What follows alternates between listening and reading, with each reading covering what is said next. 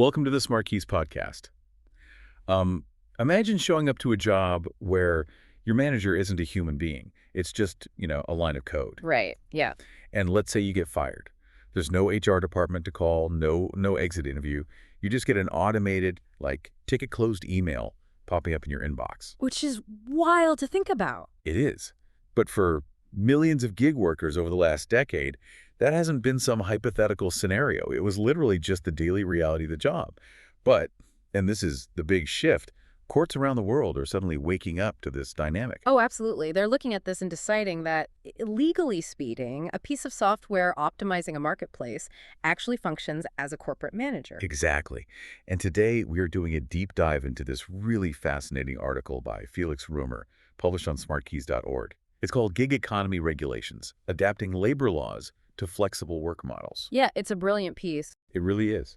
So if you're a professional, a business leader, or, just trying to understand how on-demand talent is hired today, you should treat this analysis as an essential strategic roadmap. Definitely. Because it fundamentally rewrites the rules of engagement. I mean, we're looking at a scenario where the operational choices a tech company makes specifically about worker classification, they've officially moved out of the HR back office. Right. Straight into the boardroom. Exactly. It's now a primary strategic driver of cost, pricing, and brand trust.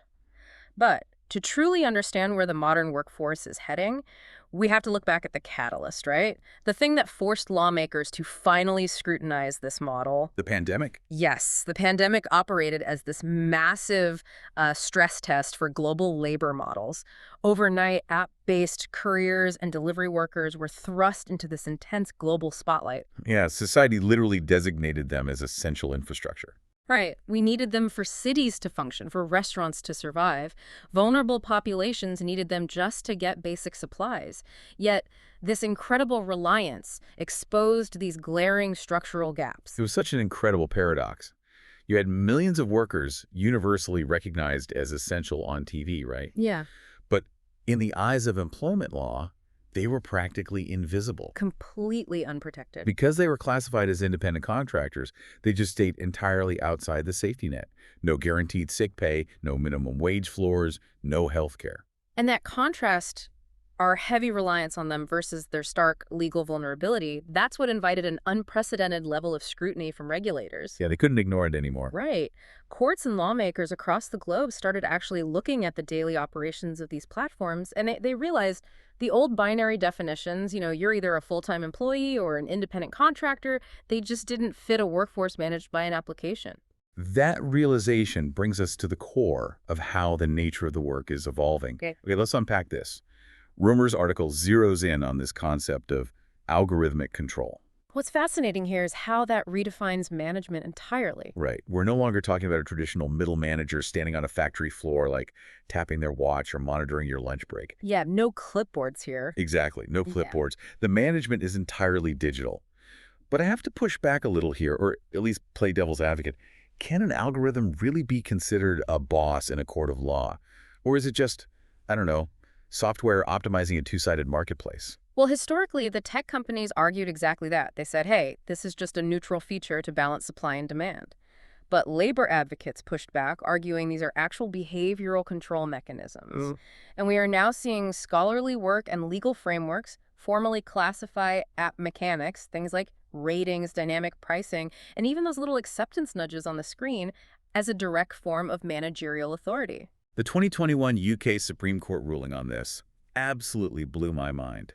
The Uber BV v. Aslam case. Oh, that was a watershed moment. It really was. They essentially looked at the software and ruled that it acts as a boss.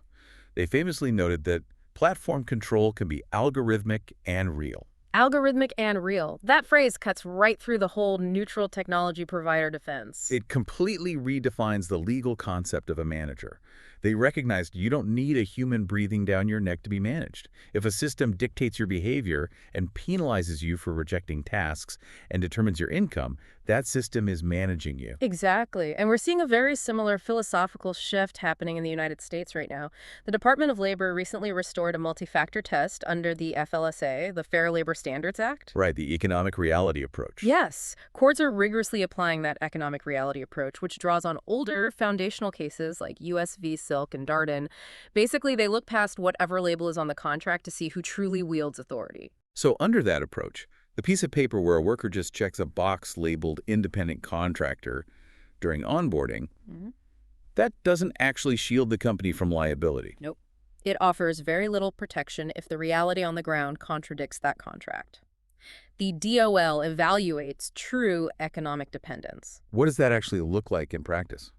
Well, they look at things like the permanence of the working relationship, the investments made by both the worker and the employer, and crucially, this is the big one, the worker's opportunity for profit or loss based on their own managerial skill. Let's focus on that opportunity for profit or loss metric, Mhm. because looking at it, that seems incredibly hard for a gig platform to pass. It is incredibly difficult. Because if you're a true independent contractor, say you're a freelance graphic designer, Right.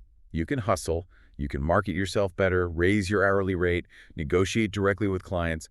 You control your profit margin. Exactly. You pull the levers of your own business. But on a gig app, the algorithm sets the price dynamically. The driver can't just turn around and negotiate a higher fare with the passenger in the back seat. Right. And that is the exact friction point regulators are targeting right now. If the algorithm is dynamically setting the price without your input, and it's dictating your routing and using your acceptance rate to throttle future work, They'll have no real control. precisely, Yeah. the worker lacks the independent initiative required to impact their own profit margin. Under that FLSA multi-factor test, that structure strongly signals control. It leans heavily toward an employer-employee relationship. Wow.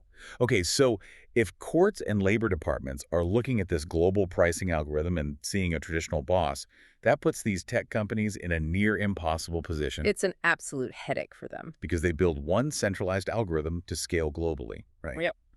But suddenly they have to answer to this chaotic patchwork of local laws.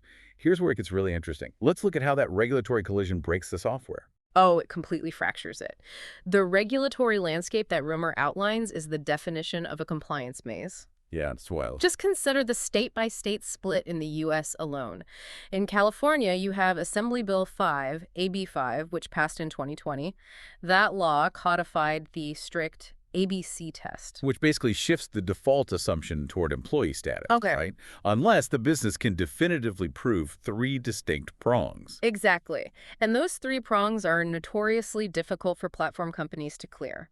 Prong A requires the worker to be free from the control of the hiring entity. Prong C requires the worker to be engaged in an independently established trade. But prong B is the absolute killer, isn't it? It is the final boss. Yeah. Prong B requires that the work performed is outside the usual course of the hiring entity's business. Right. So if your entire business model is delivering food, you cannot successfully argue with a straight face that a food delivery driver is performing work outside your core business. Which is precisely why tech companies spent hundreds of millions of dollars to pass Proposition 22 in California. They desperately needed voters to approve a specific legal carve-out. A separate lane just for app-based drivers to stay independent contractors. Right, while giving them some targeted benefits. And as Römer notes in the article, the California Supreme Court just upheld Prop 22 in the Castellanos decision on July 25, 2024. So even just within a single state, you have this intense, multi-year tug of war. And California isn't isolated. You got New York, New Jersey, and Illinois tightening their own rules. It's happening everywhere. But what really complicates the engineering side, I think, is that these laws aren't just at the state level, they are hyper-local. Like New York City instituted a minimum pay floor for delivery workers. It's at $17.96 an hour right now, and it's slated to rise to $19.96 by April 2025. Yeah, and Seattle is actively setting similar local baselines. So this fragmentation requires a massive operational pivot. If you're a SaaS or a platform company, how do you maintain a unified brand experience while running completely different economic models depending on a user's zip code? It's a huge challenge. It makes me wonder, from a strategic standpoint, why wouldn't a business just engage in venue shopping? If Seattle dictates pay floors that ruin the unit economics, why not just pull out of those expensive cities and focus on markets that still allow the classic low-friction contractor model? I mean, abandoning strict markets might seem like an easy, quick fix to protect your profit margins. But the source material explicitly warns against venue shopping as a long-term strategy. Really? Why is that? Well, retreating from major economic hubs obviously lowers your revenue ceiling, but more importantly, it drastically raises your legal and reputational exposure. Ah, I see. Yeah, you essentially signal to investors and the public that your business model is incredibly fragile, that it only works if you can exploit regulatory loopholes. That makes a lot of sense. Plus, the global trend is moving toward regulation anyway, right? Right. So venue shopping is just a game of diminishing returns. Exactly. You can't outrun it. The article points to global blueprints taking shape. The EU set minimum standards back in 2019. In 2021, Spain passed the rider law. And that didn't just reclassify riders as employees, it mandated algorithmic transparency. Which is huge. Unions actually have the right to understand how the platform's algorithms affect employment conditions in Spain. Wow. And Canada is exploring a hybrid dependent contractor model. So you really cannot just outrun this shift by crossing a border. You can't. Companies are realizing they have to stay and adapt. But adapting means translating abstract legal requirements directly into operational software features. You actually have to code local labor laws into the dynamic pricing engine. Yes. And it requires fundamentally altering the platform's architecture. That sounds like an absolute engineering nightmare. Oh, it is. Software teams have to adapt their surge logic, incentive structures, and promotions to guarantee that a worker's active time never dips below a specific city's minimum requirement, even during periods of really low consumer demand. So the system has to automatically calculate manual top-up payments if the base pay falls short. Exactly. And the dashboards have to be redesigned for total clarity so drivers can easily distinguish their gross pay, tips, and operational deductions. The concept of legal compliance becoming a hard software engineering problem is just fascinating to me. But if the software fails to account for these nuances, the real-world consequences are severe. Let's shift to the operational reality. So what does this all mean for businesses navigating this space?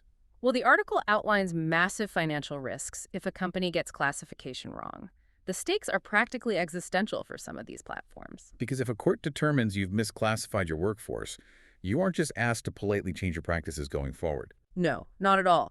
You are looking at devastating claims for retroactive overtime, back pay, unpaid payroll taxes, and really substantial FLSA penalties. And Römer emphasizes that a lot of this risk actually stems from unforced errors, like just poorly drafted contracts. Yes, exactly. A company will try to maintain an independent contractor label, but then they'll include a clause that mandates specific shift blocks or penalizes workers for having a competitor's app open at the same time. Which is wild because they are basically handing regulators the exact proof needed to destroy their own legal defense.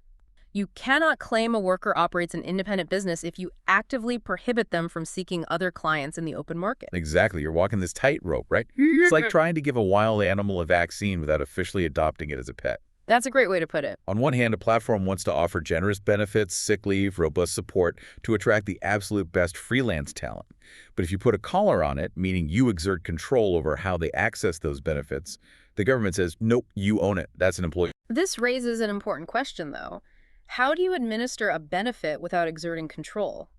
And the playbook Römer outlines addresses this directly by advocating for voluntary or portable benefits. Okay, portable meaning the benefit belongs to the worker themselves, and it isn't tied directly to their active status with just one specific employer. Exactly that.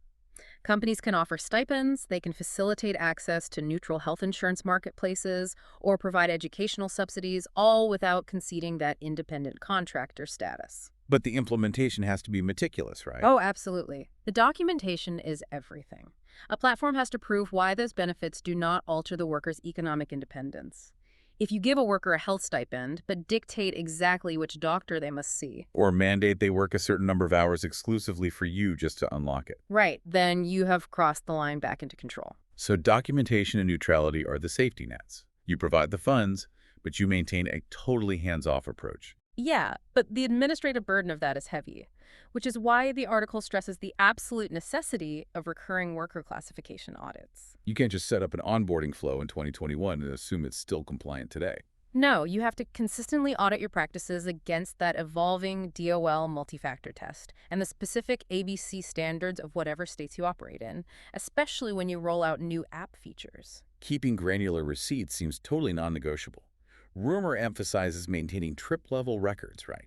Exact routes, wait times, tips, driver expenses. Because when a dispute over local wage floors inevitably arises, that precise data is the only mechanism a company has to resolve it quickly and prove they actually met the minimum thresholds. And that level of record keeping extends to tax compliance, too. Hmm. Platforms have to automate W-9 collection and implement real-time TIN validation. Right, matching a worker's taxpayer identification number directly with IRS databases during onboarding. It prevents massive headaches with backup withholding and ensures accurate 1099 NEC filings. By using workforce tech to monitor hours and earnings, platforms can catch data patterns that increase overtime risk long before they turn into class action lawsuits.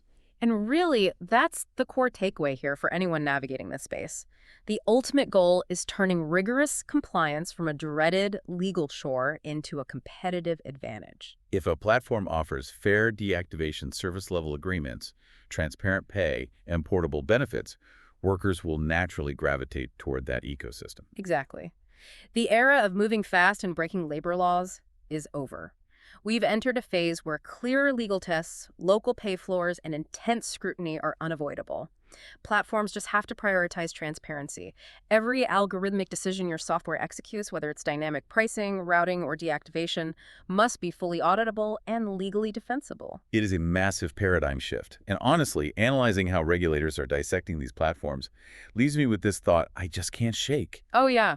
What's that? Well, we've spent this entire deep dive focusing on app-based delivery drivers and ride-hail workers out on the streets, right? Right. But if the highest courts in the world are now officially recognizing that a software algorithm can exercise managerial authority, how long is it going to be before traditional salaried office workers start citing automated performance tracking or productivity software in their own corporate labor disputes? Oh, wow. That is a fascinating point. I mean, if the software is legally recognized as the boss on the street, it is only a matter of time before the software is recognized as the boss in the corporate cubicle, too. The legal precedents being forged right now on the streets of Seattle, London, and California, they will absolutely echo into the corporate offices of tomorrow. The definition of management has permanently evolved. Definitely something to mull over the next time you get an automated productivity nudge on your screen. Well, thank you so much for tuning in to the SmartKeys podcast. If you found this deep dive valuable, please make sure to subscribe to the podcast so you don't miss our future explorations into the evolving business landscape. And we highly urge you to read Felix Römer's full article to explore the strategic playbook we discussed today. You can find the link to the original piece right down in the show notes. Until next time, stay informed and stay ahead of the curve.